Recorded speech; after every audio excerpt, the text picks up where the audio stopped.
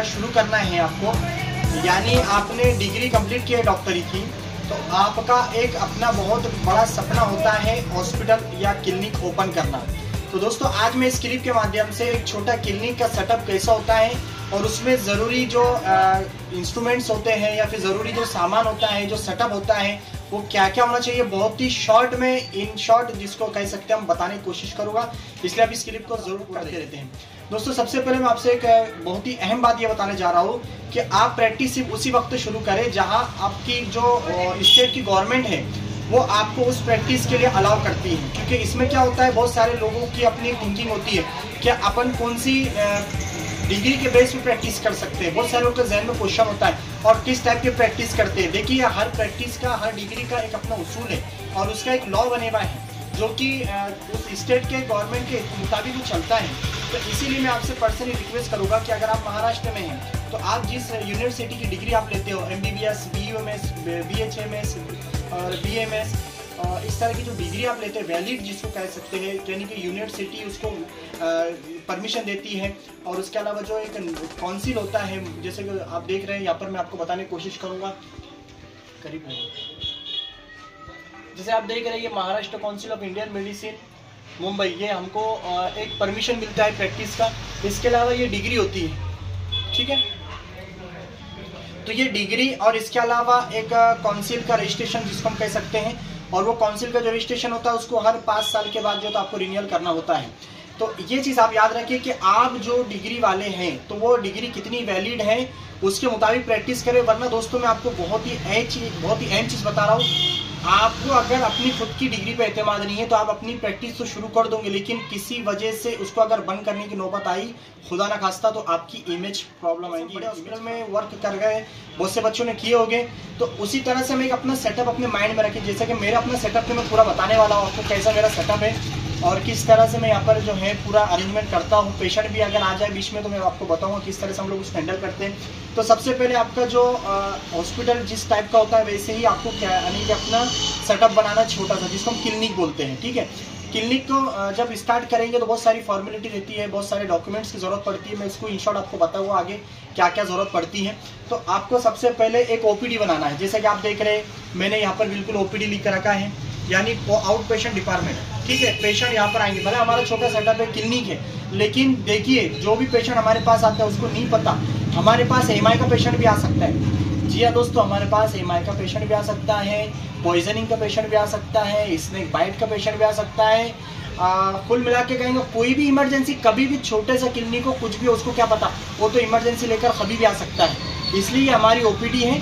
Primary base पे हम लोग क्या कर सकते हैं, प्राइमरी ट्रीटमेंट हम क्या कर सकते हैं, डॉक्टर के लिए ज़बरदस्त चैलेंज होता है। और अगर आपने सही डायग्नोज कर लिए, सही डायग्नोज कर, आप चाहे उसका ट्रीटमेंट नहीं कर रहे हो, सिर्फ डायग्नोज अच्छे से कर लिया, प्राइमरी लेवल पर कुछ दे दिए और वो सही जगह पर चला गया हायर सेंटर और उसका ट्रीटमेंट भी अच्छे से हो गया, तो आपका ही नाम आएगा, वो क्रेडिट आपको ही देगा कि डॉक्टर साहब ने मुझे सही जगह बताई। तो ये OPD का सेटअप हम लोग इस तरह से बना सकते हैं। OPD में अब हम सबसे पहले क्या क्या चीज़ें चाहिए आपको मैं आपको बता दूँ। वाइटल्स पे आप ध्यान दीजिए। जी हम लोगों का जब पेशेंट आते हैं उनके सबसे दोस्तों अहम चीज़ जो आपको पता है ब्लड प्रेशर है। देखो ये मेरे पास जो मशीन है बहुत ही आसानी के साथ हम लोग ब्लड प्रेशर ब्लड प्रेशर जो है तो चेक कर सकते हैं। आप देख रहे हैं इस तरह की ये मशीन आती है। जब पेशेंट पे अप्लाई करेंगे तो ये ब्लड प्रेशर भी बता देती है और सिस्टोलिक, डायस्टोलिक और ये पल्स रेट भी बता देती है। ये तो हो गया, लेकिन इसके अलावा आपके पास जो है तो मैनुअली भी BP चेक करने के लिए, क्योंकि इसको बहुत ही इस पर एतमाद किया जाता है, ट्रस्ट किया जाता है मैनुअली, जो डायमंड का होता है या कोई और अदर कंपनी का, तो ये भी आपके पास होना चाहिए। इससे भी जो है तो बहुत ही फ़ायदा आपको मिलता है। आप इसको डायमंड कंपनी का ले सकते हैं क्योंकि वो बहुत अच्छा माना जाता है। इसमें बहुत सारी अलग अलग जो है तो वैराइटीज़ आती है, क्वालिटीज़ आती है, तो आप अच्छी वाला क्वालिटी वाला लें। और इसका इस्तेमाल के ताल्लुक से कैसे करना मैं आपको एक सेपरेट क्लिप बताऊंगा, लेकिन आप याद रखें आप डायमंड को भी आप फाइटर्स में दोस्तों आपको बहुत ही इंपॉर्टेंट चीज़ बता रहा हूँ दोस्तों, वो है पल्स ऑक्सीमीटर। जी हाँ दोस्तों, पल्स ऑक्सीमीटर जिसको कोविड में हमने पहचान लिया कितना इंपॉर्टेंट है, और जो बच्चे प्रैक्टिस करते हैं ICU के अंदर उनको तो पता ही है कितना इंपॉर्टेंट होता है। देखिए ये सैचुरेशन मेरा बता रहा है और मेरी जो है हार्ट रेट या पल्स रेट बता रहा है, ये बहुत इंपॉर्टेंट है दोस्तों। बहुत लिंक है, आप बिल्कुल देखिए उसके ताल्लुक से। उसके अलावा आपके पास होना चाहिए दोस्तों टॉर्च, ठीक है। टॉर्च, अच्छी टॉर्च होना चाहिए आपके पास। इसके अलावा इस तरह से प्रिस्क्रिप्शन, जैसे ये मेरा पैड है प्रिस्क्रिप्शन पैड, तो इस तरह से आपका नाम है, उसके अलावा डिग्री है और आपके क्लिनिक का जो नाम है वो क्लिनिक का नाम, आपकी स्पेशलिटी वगैरह क्या है, आप किस में प्रैक्टिस करते हो, आपका एड्रेस, आपका कॉन्टैक्ट नंबर वगैरह। बच्चे अगर आते हैं तो उनकी वेट मशीन होना चाहिए, बच्चों की, अडल्ट की भी होना चाहिए। वेट के हिसाब से ही हम लोग डोज मेंटेन करते हैं। तो देखिए आप वेट मशीन भी जो है तो आपके पास होना चाहिए। वेट मशीन भी अच्छी वाली वेट मशीन, जो भी आप समझ लें, इलेक्ट्रॉनिक भी आती है और इस तरह से भी आती है। तो आप इसके अलावा बहुत सारी चीज़ें, जैसे कि ये स्टे तो आपके पास होना चाहिए। इसके ताल्लुक से मैंने बहुत ही डिटेल इन्फॉर्मेशन जो है क्लिप में अपलोड बताया हो, वो क्लिप आप देखना चाहते हैं डिस्क्रिप्शन में लिंक है, आप देख सकते हो। दोस्तों अभी मैं आया हूँ मेरे क्लिनिक के आईपीडी सेक्शन के। जैसे मैं यूनानी प्रैक्टिस भी करता हूँ, इसलिए हिजामा, लीच जो कीड़ा होता है वो सब प्रैक्टिस भी मैं यहाँ करता हूँ आईपीडी के अंदर, और जो दूसरी प्रैक्टिस भी मैं यहाँ पर करता हूँ। तो देख रहे हैं आप इस तरह से ये आईपीडी का सेटअप है। इसमें ज़रूरी जो चीज़ें आपके पास, स्टील का इस तरह से इंस्ट्रूमेंट जो है बढ़ते रहना चाहिए स्टील के, उसमें सब जो है हाइजीनिक का ख्याल रखना होता है। कॉटन इस तरह से आपके पास होना चाहिए। टॉर्निकेट के लिए आपके पास इस तरह से बेल्ट होना चाहिए। आप चाहे आईवी लगा रहे हो या फिर ब्लड का सैंपल ले रहे हो या फिर जो भी प्रोसीजर आपको करना है ब्लड कलेक्शन के लिए या सैंपल कलेक्शन के लिए, इसलिए आपके पास टॉर्निकेट बेल्ट होना चाहिए। उसके अलावा कुछ ऐसे इंस्ट्रूमेंट्स आपके पास होना चाहिए, जैसे कि ये देखिए आप देखिए सीजर हैं, सर्जिकल सीजर है, और ये सब चीज़ें आपके पास जो आप जानते ही होंगे, सर्जिकल जितने भी इंस्ट्रूमेंट होते हैं ये सब आपके पास जो तो प्राइमरी बेस पे होना चाहिए। और बोरिक एसिड और ग्लाइसरीन आपके पास होना चाहिए। अगर आप यानी स्वेलिंग वगैरह के लिए कोई सब ड्रेसिंग वगैरह करना चाहते हैं तो इस तरह से आपके पास ये सब इंस्ट्रूमेंट होना चाहिए। स्टिच वगैरह आपको देना है तो उस तरह से आपके पास होना चाहिए। और स्पिरिट जो है, सर्जिकल स्पिरिट आपके पास होना चाहिए। बिटाडीन आपके पास होना चाहिए। बिटाडीन जो कि आपको जो भी सर्जरी कोई चोट वगैरह के पेशेंट आता है, अलग अलग सिरिंज होना चाहिए। जैसे कि आप देख रहे हैं कि 2 सीसी भी हमारे पास है, ये 5 सीसी हमारे पास है, और ये उससे बड़ी 10 सीसी हमारे पास है। तो इस तरह अलग अलग सिरिंज है, नीडल अलग अलग है। स्टिकिंग आपको बहुत सारी चीज़ों में लगेगी, स्टिकिंग जो है ये भी होना चाहिए। और कुछ ऐसे जैसे कि स्वैप तो आपके पास कंटिन्यूस होना ही चाहिए। इस तरह से आप स्पीड के स्वैप बनाकर रखें, ये हम लोग तैयार रखते हैं हमेशा। तो इस तरह से आप स्पीड स्वैप एक अच्छे से पैक में तैयार रखें, रेडी रखें, क्योंकि ये कभी भी अचानक से अर्जेंटली इमरजेंसी हमको लग सकता है। इस तरह से हाइजीनिक उसको हम मेंटेन करते हैं। और इस तरह सबसे अहम चीज़ मैं आपको बता दूं दोस्तों, क्लिनिक के अंदर मेरे क्लिनिक के अंदर एयर प्यूरीफायर मशीन को लगाया हूँ। मैं आपको बताऊंगा क्लिनिक के अंदर, क्योंकि मेरी ओपीडी के अंदर है वो। तो वो एयर प्यूरीफायर जो यहाँ के जो बैक्टीरिया, जर्म्स, वायरस जो भी पेशेंट के साथ लगे होते हैं या फिर हमारे प्रोसीजर के अंदर होते हैं, तो वो सब चीज़ें जो है तो एयर जो है तो प्यूरीफाई हो जाती हैं। उसी तरह से दोस्तों आपके पास ये होना चाहिए, बहुत अच्छी चीज़ है। और हर चीज़ को स्टरलाइज करना, हर चीज़ को जो है तो साफ रखना की है, बहुत अच्छी है। नेबुलाइज मशीन, नेबुलाइजर आपके पास होना बहुत अच्छी बात है, ज़रूरी है क्लिनिक के लिए वो।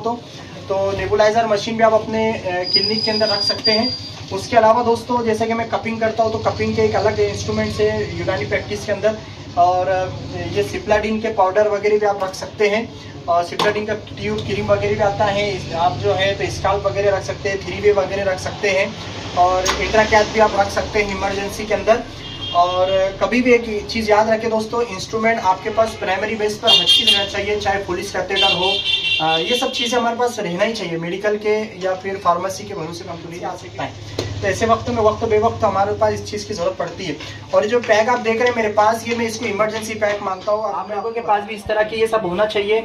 ये इस तरह का जो ट्यूब देख रहे हैं आप लोग, ये ब्लड कलेक्शन के लिए हमको चाहिए, बहुत ज़रूरी है।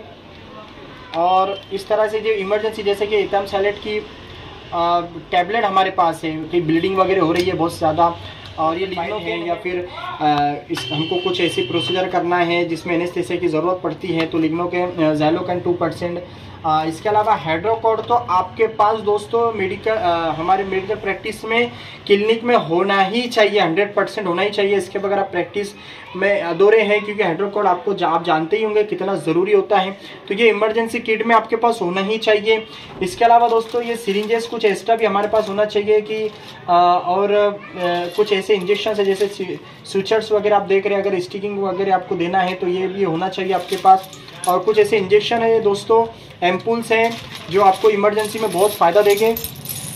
जैसे कि आप देख रहे हैं मेरे पास ये पाउच का इंजेक्शन है, बहुत ज़्यादा ब्लीडिंग आ रही है, किसी हो रही है, और बार बार इसकी डेट जो है, एक्सपायरी डेट जो है चेक करते रहे हम लोग।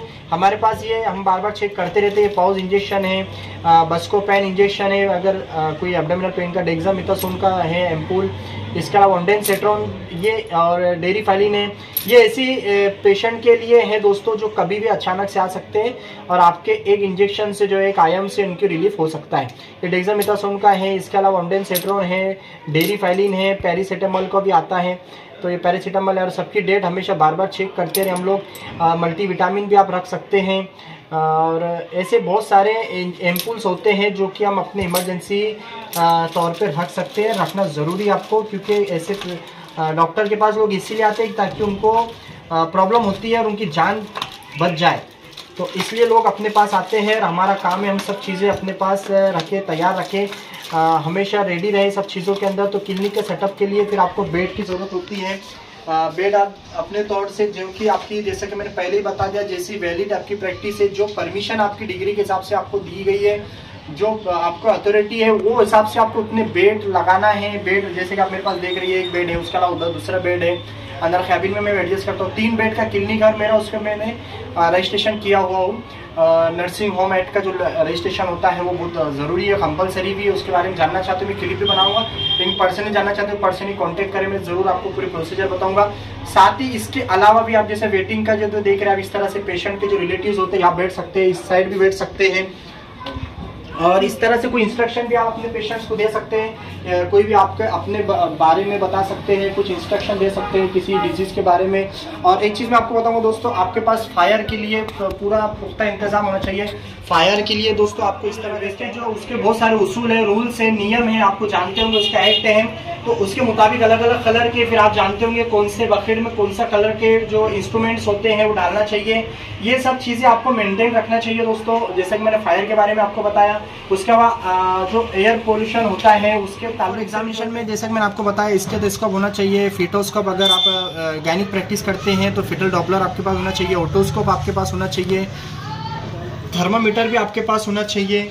साथ ही दोस्तों आपके पास थर्मामीटर होना चाहिए, अलग अलग तरीके का होता है, हमारे पास दोनों टाइप के थर्मामीटर हैं, तो आपके पास थर्मामीटर होना चाहिए, और टंग डिप्रेसर और हैमर होना चाहिए। इंस्ट्रूमेंट में आपके पास सबसे इम्पोर्टेंट चीज़ में से ये है दोस्तों, ग्लूकोमीटर ज़रूर होना चाहिए दोस्तों। जी हाँ, ग्लूकोमीटर की बहुत इंपॉर्टेंस है, क्योंकि इसके बेस पे हम लोगों की जान बचा सकते हैं। हाइपोग्लाइसेमिया का पेशेंट है, अगर हाइपोग्लाइसेमिया का पेशेंट है, हमने उसको डायग्नोज कर लिया, तो जाहिर सी बात है क्या होना चाहिए हमारे पास, D5, D10, D25 या फिर डेस्टोस का जो भी सोल्यूशन होता है, DNS वगैरह, RL यानी कि जो पेशेंट होते हैं जिनका पानी कम हो जाता है, और कुछ इंजेक्शन भी आपके पास होना चाहिए, पेंटाप्रोजोल का, ओंडेनसेट्रॉन का, जैसे मैंने आपको बताया इमरजेंसी वाले के अंदर। उसके अलावा ओंडेनसेट्रॉन का, बस्कोपेन का इंजेक्शन आप होना चाहिए आपके पास, डाइक्लोफिनेक के अंदर इंजेक्शन होना चाहिए, ट्रामाडोल के अंदर इंजेक्शन, जो भी इतने एनाल्जेसिक मेडिकेशंस होती है और मस्कुलर पेन के एतबार से कुछ होती है, जितने भी इमरजेंसी की प्रॉब्लम आती है, जो दर्द वाली प्रॉब्लम होती है, या फिर इस तरह से रखे, IV सेट्स ज़रूर रखें। स्काल्प रखे दोस्तों, अलग अलग नंबर का, 24 नंबर कॉमन होता है, 20 नंबर, 22 नंबर, वो सब अलग अलग रखें। और इसके अलावा नर्सिंग इंस्ट्रूमेंट जो है, और साथ में दोस्तों आप हॉट वाटर बैग है, आइस बैग है, बेड पैन है, यूरिन पॉट है, इनेमा सेट है, रबर कैथेटर, डिस्पोजल प्लास्टिक है, कैथेटर ज़रूर रखना है, राइस ट्यूब है, यूरोस्ट्रिप्स है, dressing tray, cotton gauze piece है, सेलोन है, डेटॉल है, और न्यूज़पेन पाउडर है, जैसे मैंने आपको बताया, सिप्लाडिन का पाउडर, सुप्रामाइसिन ऑइंटमेंट, जैसे आपको बताया, बैंडेज, स्टिकिंग, ये सब चीज़ आपको रखना है। सर्जिकल में आपको प्लेन और टूथ फोर्सेप रखना है, सूचर और कटिंग सीजर रखना है, ऑर्डिनरी। दोस्तों आपने क्लिनिक के अंदर सबसे बहुत अहम चीज़ें याद रखना है कि जो प्राइमरी लेवल के काम है, फर्स्ट एड, जिसको आम जनता के लिए भी ज़रूरी होता है, आम जनता को हम समझाते हैं, ध्यान देते हैं, वो सब चीज़ें तो क्लिनिक में होना ज़रूरी है। मायोकार्डियल इन्फेक्शन का ट्रीटमेंट हम लोग प्राइमरी बेस पे क्लिनिक में नहीं कर सकते बिल्कुल, लेकिन दोस्तों आप अगर चाहे तो एक ECG की मशीन अपने पास रख सकते हैं, ताकि आप डिफ्रेंशिएट कर पाए। अगर आपकी प्रैक्टिस है, आप अपने तौर से उसमें महारत रखते हैं, तो आपके पास ECG मशीन होना चाहिए, ताकि आप सही कंफर्म कर पाए कि ये मायोकार्डियल इन्फेक्शन है, किस टाइप का है, कर सकते हैं। इस तरह जो भी प्राइमरी या फर्स्ट एड होता है वो हमारे पास होना चाहिए। और अब रही बात इसके डेकोरेशन की, देखिए दोस्तों आप हमारे लिए क्लिनिक के डेकोरेशन जो होता है, जैसे कि हम एरो दे सकते हैं, यहाँ पर हमारा क्लिनिक है और हम जो है हाईलाइट कर सकते हैं अपनी जो अवेलेबल फैसिलिटीज़ जो हमारे क्लिनिक के अंदर है, हम उसको हाईलाइट कर सकते हैं। जैसे कि मेरा बाहर का बोर्ड है, इस तरह से दोस्तों होल्डिंग्स से आप एरो बता सकते हैं कि इधर ओपीडी है और उसके अलावा क्लिनिक है, या फिर उस जो फैसिलिटीज़ हमारे क्लिनिक में अवेलेबल है वो सब जो है तो आप हाईलाइट कर सकते हैं, मेंशन कर सकते हैं, ताकि लोगों को आसानी हो, समझ में आए कि यहाँ पर किस चीज़ का ट्रीटमेंट होता है या लोगों को आसानी हो। और इसी तरह से आप अपने जो दीवारें हैं उसको भी डेकोरेशन कर सकते हैं, कैलेंडर वगैरह लगा सकते हैं, बच्चों के फ़ोटो लगा सकते हैं, और कोई इंस्ट्रक्शन जो होता है जैसे मैंने आपको बताया वो इंस्ट्रक्शन आप दे सकते हैं। कुछ अपकमिंग के कुछ आपके एक्टिविटीज़ है, प्रोग्राम्स है, कुछ न्यूज़पेपर के अंदर कुछ खास खबरें आई हैं हेल्थ से रिलेटेड, ये सब चीज़ें रखें। और आपको ये सब चीज़ों का ख्याल रखना है कि आपके पास हर मजहब का, हर कास्ट का इंसान आता है, इसलिए सबका हमको ख्याल रखते हुए कुछ ऐसी चीज़ें रखना है ताकि किसी का दिल ना दुखे, किसी भावना को खेद ना पहुँचे। ये सब चीज़ों का ख्याल रखना पड़ता है आपको, ताकि हम लोग जो प्रैक्टिस कर रहे हैं वो सभी इंसानियत के लिए कर रहे हैं, किसी मखसूस किसी जात धर्म के लिए नहीं कर रहे हैं। ये चीज़ का आप खास ख्याल रखिए, क्योंकि हमारे पास ऐसी कोई चीज़ ना हो जिससे किसी को तकलीफ हो। तो ये चीज़ सब जैसे कि आप ख्याल रखें सब चीज़ों का डेकोरेशन के अंदर।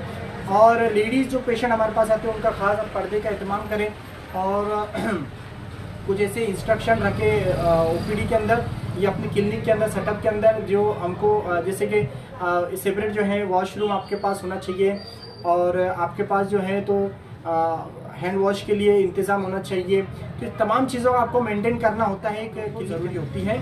इसलिए मैंने पहले बताया, आप अगर क्लिनिक शुरू करना चाह रहे तो सब चीज़ें आपको ज़रूरी है। क्लिनिक खोलना आसान नहीं है दोस्तों, बहुत सारे चैलेंजेस होते हैं। आप जब बैठते हैं बहुत बड़ा चैलेंज आपके सामने होता है, आपके सामने एक पेशेंट जो है आपके सामने चैलेंज लेकर आता है, इसलिए इसको आप अच्छे से प्रैक्टिस करें, अच्छे से अपने आप में एक्सपीरियंस हासिल करें और अपने आप में एक डेयरिंग हासिल करें, उसके बाद प्रैक्टिस में उतरें। इसके अलावा कोई कन्फ्यूज़न है, कोई क्वेश्चन है, आप कमेंट करें, मैं उसका जवाब आपको देने की कोशिश करूँगा। क्लिप देखने के लिए बहुत बहुत शुक्रिया। कोशिश रहेंगी इसके बाद भी बहुत सारे एक एक टॉपिक के ऊपर मैं मालूमात आपके साथ आप तक पहुँचाऊँ, इसलिए इस चैनल को आप सब्सक्राइब ज़रूर कर दें।